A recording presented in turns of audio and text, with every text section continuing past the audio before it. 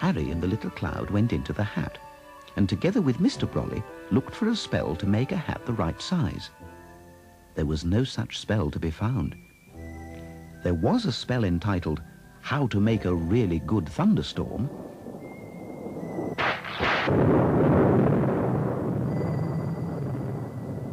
The little cloud became so excited at the thought of a really good thunderstorm that he rained all over the page. The ink ran, and the words could not be read. Life can be rather trying at times, my boy, said Mr. Brolly. I mean, when one buys a hat, one never for a moment imagines that utter confusion will reign in it. Mr. Brolly slammed the book shut. Let us return this book to the shed, he said, and trust that both shed and book will vanish quite soon, and my hat might shrink back to normal. But as they came from the hat, they heard the voice of Mrs. Brolly calling from the kitchen. Brolly, she said, I see the shed's appeared. Time to cut the grass. Any moment now she'll see the hat, said poor Brolly, and opening the book, he quickly read out this spell: How to Make Yourself Exceedingly Small. Almost at once, they tumbled down a hole in the ground.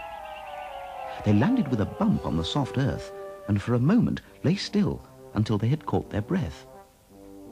Mr. Brolly, said Harry, where are we? Mysterious tunnels lay before them, and from deep inside one of the tunnels there came the sound of snuffling and scuffling. But the next moment, to their great relief, they saw two pink paws and a pink nose. It was the mole. Yes, nice of you to drop in, he said. Welcome to my home. Looking round, Harry saw that they were in a kind of chamber. The walls had been smoothed here and there, and shelves had been dug in the earth. It was a nice room, thought Harry, and just right for the mole.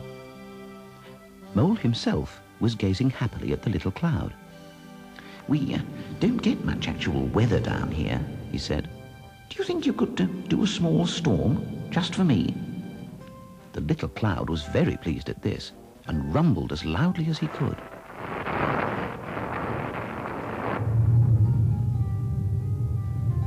The sound echoed wonderfully in the tunnels. Then the ground beneath Harry's feet began to shake, and the openings of the tunnels before him were filled with falling earth.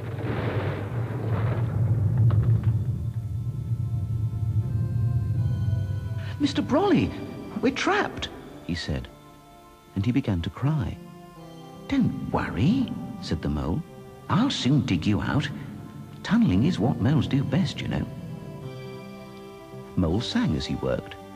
Oh, rum-tum, tiddly-tum, tiddly-tiddly-tum, tum.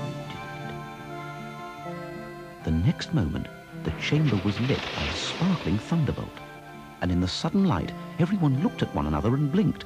Then, down the newly made tunnel they went, past the white tangled roots of the summer flowers, until at last they came up in the flower bed. It was still very hot. Flowers drooped all around them, and making its way home to the hive was the very big bee. Its sting was clearly seen. Oh, my boy, said Mr. Brolly, gazing at the sharp sting. Why was I not content merely to make myself a shady hat and to cut the grass for Mrs. Brolly? As he spoke, two enormous feet appeared before them. Brolly? Came Mrs. Brolly's voice from high above their heads. What are you doing? Just, weeding, dear, said Mr. Brolly. Well, where's your hat? Said Mrs. Brolly. You should be wearing your hat on a hot summer's day like today. The feet turned and plodded off. A few seconds later, Harry, Mr. Brolly, and Little Cloud became their proper size and hurried back to the hat. It's up to you, my boy, he said. We must be rid of this hat. I admit that I dare not show my face. Go to the weather house and ask the computer for help. In the control room, Harry pressed the smiley button, and the face appeared on the screen.